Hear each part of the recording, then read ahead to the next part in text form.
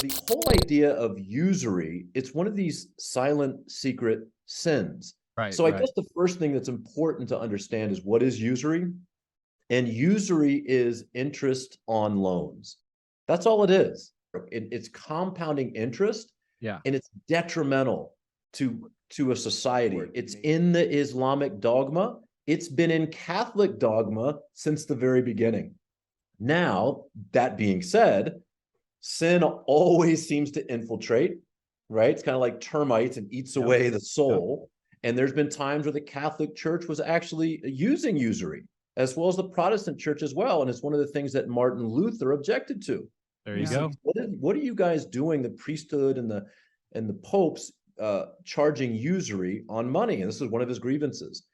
And Saint Jerome was quoted as saying, what do you feel? How do you feel about usury? And he asked the question, how do you feel about murder?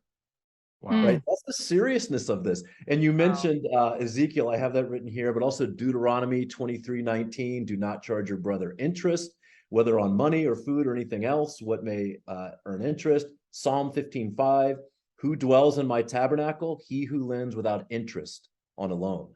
Wow. Right. Did you know this, Ange? I mean, when we talked about Not to this extent, no. So how do you feel about it? Get you into the conversation here. Well, I mean, it's eye-opening because I think it's almost like, why don't we know? And the reason why is because if we're not being shepherded through the word in this regard, we easily fall into the matrix that we live in the real world. And that in the world that we live in teaches us that this is normal, right? And we kind of blindly trust these systems that then put us in an entrapment or a slavery, essentially, of this debt.